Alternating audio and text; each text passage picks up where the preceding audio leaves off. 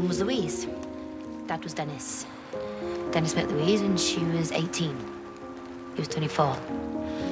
Total surprise. A year later, my brother, Denny. Then me. Less a surprise, I guess. Dad starts working in a coal mine. It's more money, slightly more.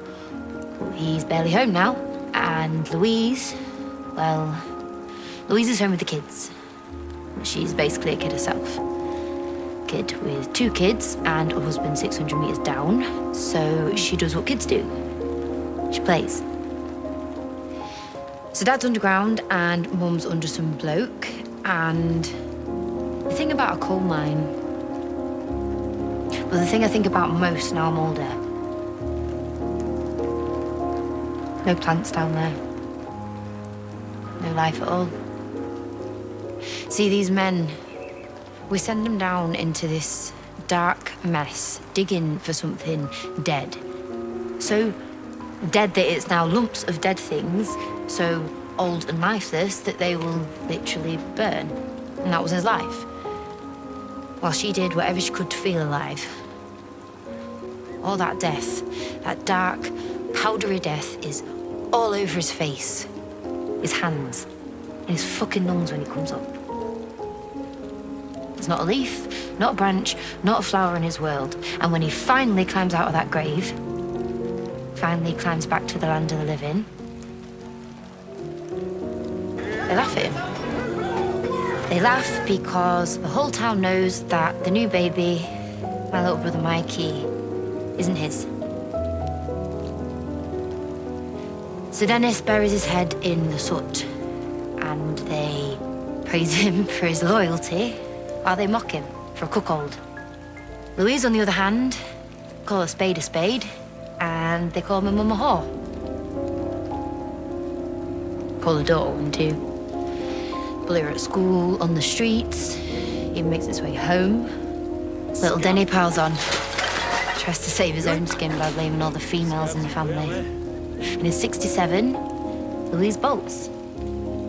She splits. And I come home from school to find Mikey. Alone. Screaming his little head off. He's still a baby. And he doesn't understand what he's done wrong. I try and take care of him. I'm just a kid. Kids can't raise kids. They forget things.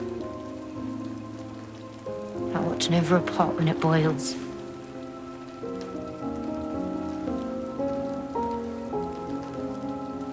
So one day there's an accident. Social services gets involved and we split up. Dad did his best. He spent so long underground, he didn't know what to do with a kid, let alone 3 kids. So he disappeared into the dirt.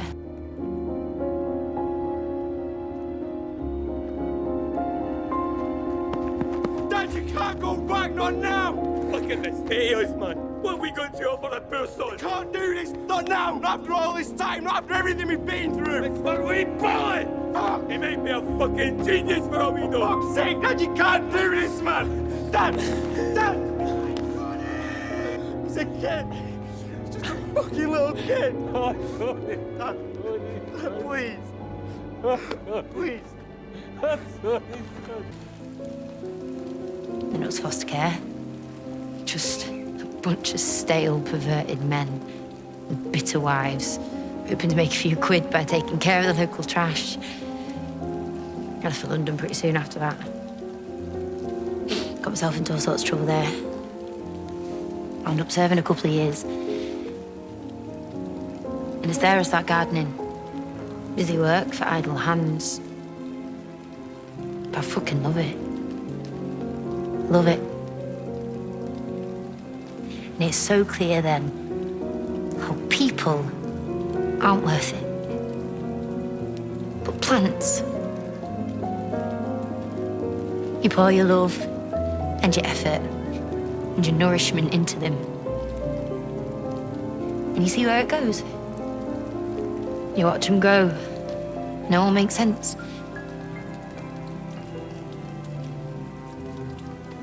So yeah, Everyone is exhaustive. Even the best ones.